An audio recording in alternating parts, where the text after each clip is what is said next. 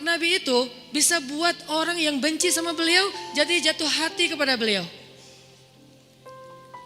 Kalau kita udah jatuh hati jadi benci. Kebalik. Nabi orang yang marah kepada beliau jadi jatuh cinta. Kita hampir jatuh cinta jadi marah. Kebalik nih akhlaknya. Berarti kita harus belajar banyak nih dari Rasulullah tentang akhlak. Beliau tuh bisa bikin seorang perempuan yang suaminya baru terbunuh, ayahnya terbunuh, pamannya terbunuh, saudaranya terbunuh dalam perang Khaybar. Yang dia bilang orang yang paling saya benci di muka bumi adalah Muhammad.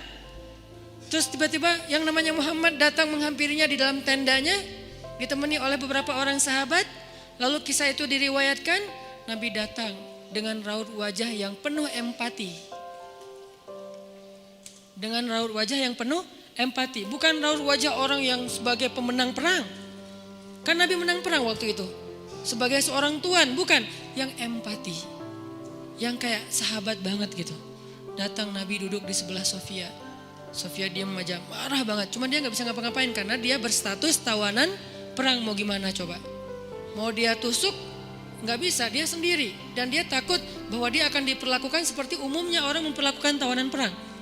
Karena dia belum paham, belum kenal Rasulullah. Dia kaget ketika Rasulullah SAW minta maaf sama dia. Kaget, gak ada cerita orang dalam perang yang menang minta maaf kepada yang kalah. Ada gak cerita kayak gitu? Gak ada tuh.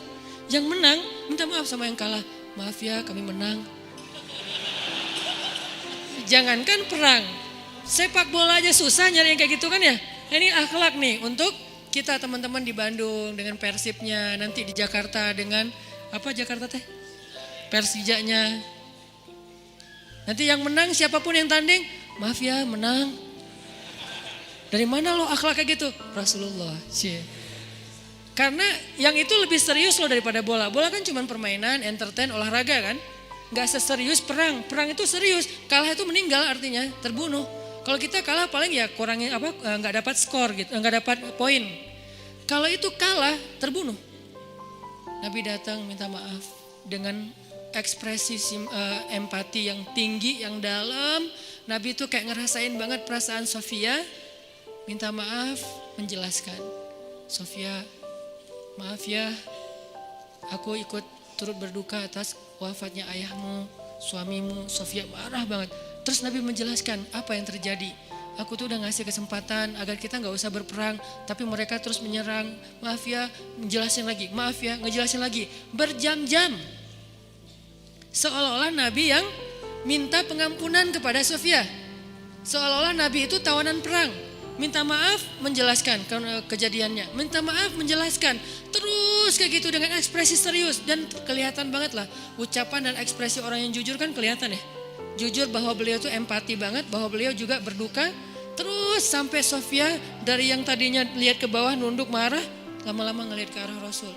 Ngelihat ekspresi Rasul serius banget. Malah dia jadi kasihan. Sampai akhirnya dia jatuh cinta kepada Rasulullah SAW. Kata Sofia, ketika Rasulullah SAW datang kepada saya, waktu itu dia adalah orang yang paling saya benci di muka bumi. Tapi dia terus meminta maaf dan menjelaskan. Meminta maaf dan menjelaskan. Sampai akhirnya dia menjadi orang yang paling saya cintai di muka bumi. Akhlak Rasul. Rasulullah gak mengatakan Allah berfirman wahai Sofia. Enggak, belum kesana. Akhlak dulu, baru nanti ajarin. Tarbiyah namanya kan ya. Sesungguhnya di dalam Al-Quran ada ayat tentang orang-orang yang kafir yang telah mati terbunuh. Enggak, Rasulullah tuh tahu. Jangan ngomongin tentang ayahnya yang mati terbunuh, ibunya yang pamannya, suaminya yang mati dalam keadaan kafir. Nabi enggak mau ngomongin itu, kenapa? Menjaga perasaan Sofia. Kok masih dijaga sih perasaan, kan mereka beda agama, mereka orang kafir. Inilah akhlak Rasul. Sehingga Nabi membahas yang membuat Sofia merasa kayak dihargai. Sebagai seorang janda, sebagai seorang perempuan, sebagai seorang yatim. Sebagai seorang tawanan. Sehingga dia takjub dengan akhlak Nabi. Akhirnya dia cerita. Ya Rasulullah. Belum beriman udah manggil. Ya Rasulullah. Saya pernah bermimpi. Bahwa dalam mimpi saya melihat ada rembulan di atas kota Madinah. Lalu jatuh ke pangkuan saya. Jibril turun bilang ke Rasulullah, apa maksud dari mimpi itu? Tahu gak Rasulullah apa maksud mimpi? Apa Jibril?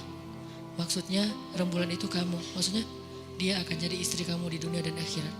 Rasulullah langsung, aduh gimana ya? Rasulullah juga orang yang ra'fah banget tuh. Bil mu'minina ra'ufun rahim tuh Rasulullah. Gak enak, kan dia masih janda baru meninggal suaminya. Masa saya lamar gimana ya? Kata Jibril, ya Rasulullah, Allah suruh engkau melamar dia untukmu. Menjadi istrimu di dunia dan di akhirat. Rasulullah dengan gak enak hati mengatakan, Sofia, aku ingin melamar kamu. Sofia, gimana ya?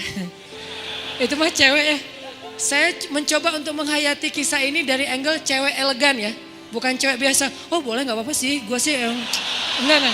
Cewek elegan, cewek terhormat, cewek yang soleha walaupun belum beriman.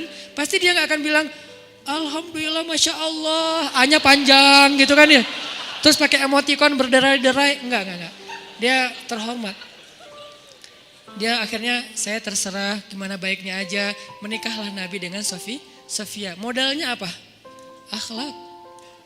Bukan mahar yang besar, bukan akun sosial media followersnya paling banyak, bukan eksistensi, bukan gaya-gayaan, bukan datang bawa mobil mewah, datang bawa akhlak.